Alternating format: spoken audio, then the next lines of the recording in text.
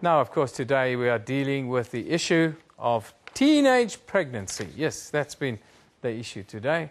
We're dealing with specifically teachers that impregnate young students in school. Now, we are joined now by Tshweu Mosedi, who's the spokesperson for the Northern Cape Education MEC. A very good morning to you, Mr. Mosedi. Thank you for being with us. Good morning, and good morning to all your viewers. Just give us a quick update. So what's the latest with regards to this specific case that you are following with these two teachers? Okay. Allow me to put the matter of the Potchefstroom High School in perspective. About 2 weeks ago, the allegations were made that 30 learners are alleging that they've been impregnated by teachers at the Potchefstroom High School in the Tshweu district. These allegations went viral before we as a department were able to indicate or confirm what is the status quo at the school. Upon the receipt of the allegations, we immediately launched a full-scale investigation into the matter. What we can confirm at this stage is that the first phase of our investigation revealed that there is no teacher that impregnated any learner at the school.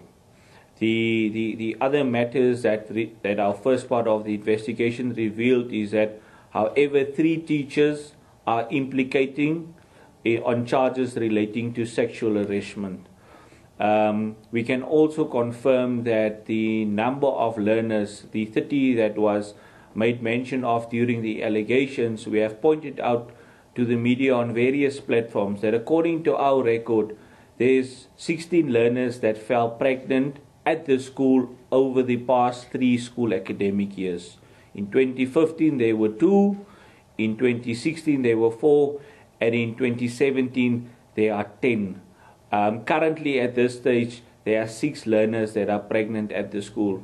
So there's already a number of discrepancies with regards to these allegations that was made, specifically with regards to the allegations where teachers impregnated learners, as well as the allegations with regards to the number of learners.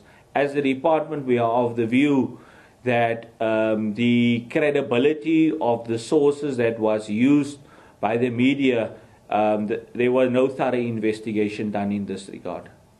You just mentioned numbers that are increasing year on year. Are you concerned that the numbers are increasing, teenage pregnancies at this school year on year?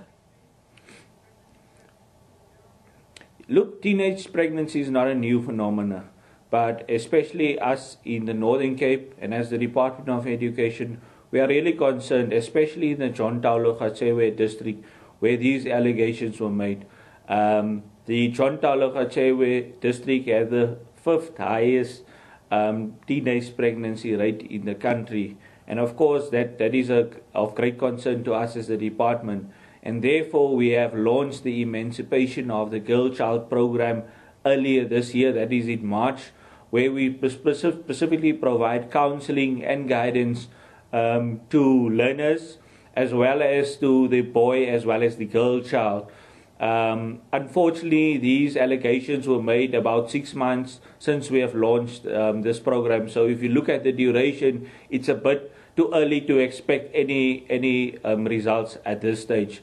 As a department, we are also leading an integrated collaboration between the Department of Health and the Department of Social Development at 10 targeted schools in the Tshweu district to specifically address the personal decision-making of learners as well as the social behavioral conduct. And we do hope that this program will reap the necessary results and address the impact that social ills have outside the school premises, but eventually impacting on the education of our learners. What support do you provide to teenage learners that are dealing with pregnancies while they are in school?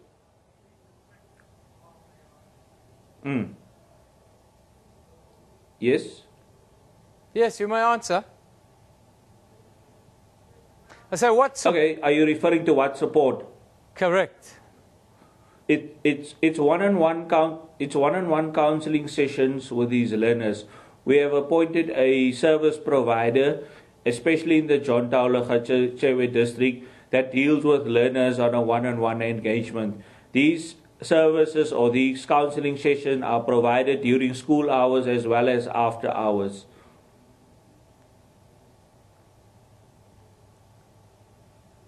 What is your view as a department? What would you like to see happen to teachers who are found to have relationships of a sexual nature with school children?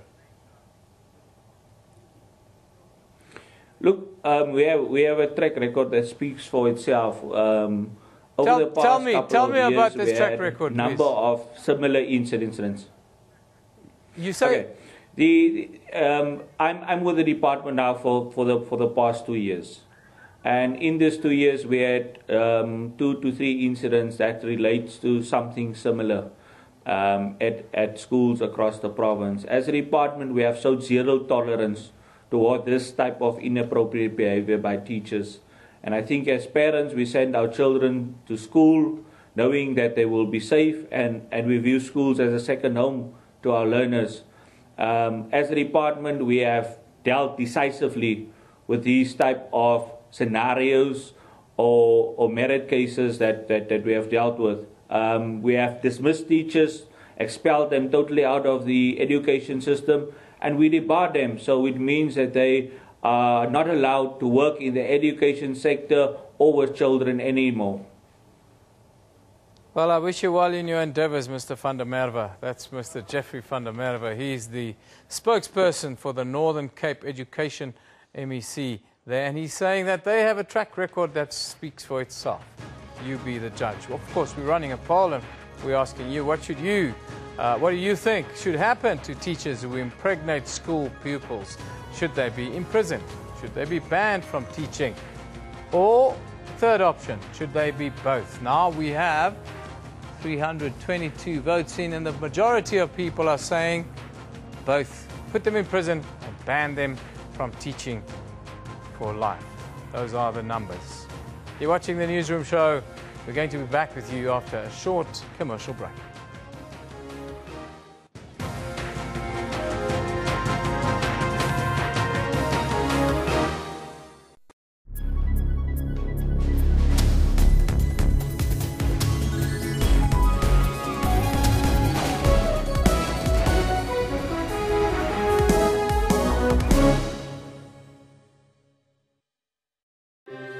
What guides us? What leads us forward?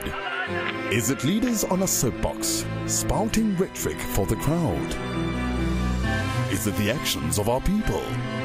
Or the voices of our citizens? Your country is guided by the voices of its people. And your broadcaster is dependent on your voice to guide it. Get your copy of the SABC's editorial policy and have your say. Rights and Recourse tackles constitutional issues. When South Africa became a constitutional democracy, we had a fairly sound legal system in place requiring the Constitution to guide the direction in which it must go and the way in which it must be refashioned. The Justice Ministry, the custodian of human rights. We actually have a plan to come up with a comprehensive review of our human rights instruments. Advocates dealing with evidence. Sometimes you have to use a crook to catch a crook. So we expected that their credibility would really be taken to task. You try and consult your witnesses and prepare them as best as you can.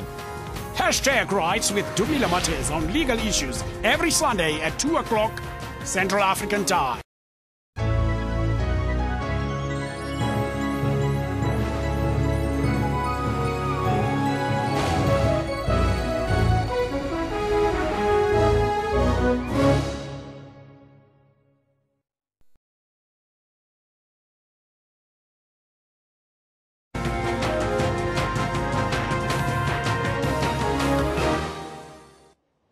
Welcome back. Now, the demands of parenthood must come as a shock to the unmarried teenager who is still enrolled in school. who is dependent on parents and who knows very little about caring even for a child. Teenage pregnancy can have a huge economic impact on the life of a teenager as well. Now, to talk about this, we are joined by Tshweu Mosedi, who's the Mmoho campaign's implementing partner. Very good morning to you, Tshweu. Thanks for being with us. Thank you for inviting me. Talk to us a little bit about the economic impact of teenage pregnancy. I mean, we have challenges of young girls who fall pregnant and then being forced to drop out of school. That simply means we're going to have young people who are not educated, young people who cannot participate positively in the economy and productively in the economy of the country. So these are some of the issues that come with young people falling pregnant that affect the economy. I spoke to the department in the Northern Cape, the spokesperson there, and he says, oh, they've appointed service providers to deal with this problem. Is that enough? Providers as in terms of fighting teenage pregnancy? Yeah, coming to terms and helping teenagers. Are we doing enough in South Africa to help teenagers, especially young women who are falling pregnant in school? I think we're not doing enough. I mean, we still have schools that refuse these service providers to come to their schools to implement these programs that can assist. We still have schools that don't even teach the education, don't provide education around reproductive health. Accordingly, we still have people who are doubtful, we still have people who don't want to participate. So this kind of brings us back to the question of saying, what's the importance and is the life orientation subject being impactful and doing its job when it comes to making sure that teenage pregnancy comes down?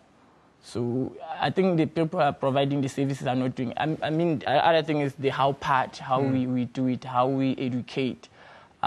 Teachers are very sensitive in providing the education. And if the service providers are refused to partake in schools, then it simply means we are simply cutting some of the programs that can be helpful. We've seen alarming numbers come out of places like the Northern Cape and so forth with regards to teenagers falling pregnant but also being impregnated by teachers. This was, of course, disputed now by the Department of Education spokesperson there. Is it a problem, teachers having relationships with children in our schools? It should be obvious. We can't be having a teacher. I mean, somebody spoke of moral obligations earlier to say teachers are there to teach and also to guide these young learners.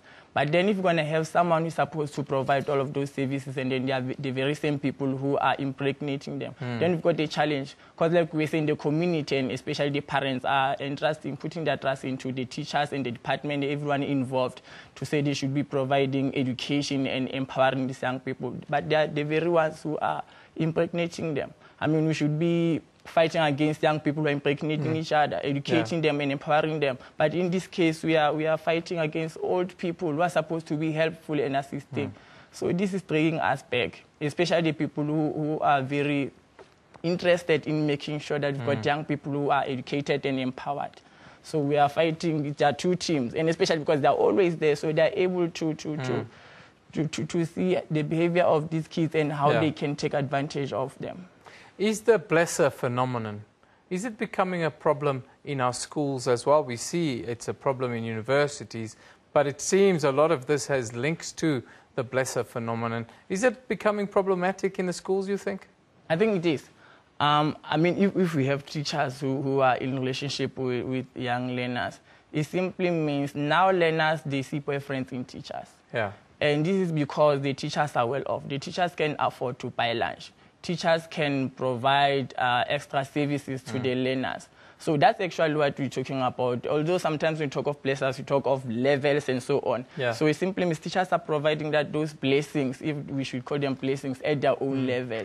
So I think the blessing part also exists in the schools. And I think the teachers take advantage of the fact that some of the learners cannot afford even to buy lunch. They are vulnerable to them, so they take advantage of that. It's about taking advantage of the most vulnerable members of our society. And earlier, instead, I noticed that there was kids from rural area schools.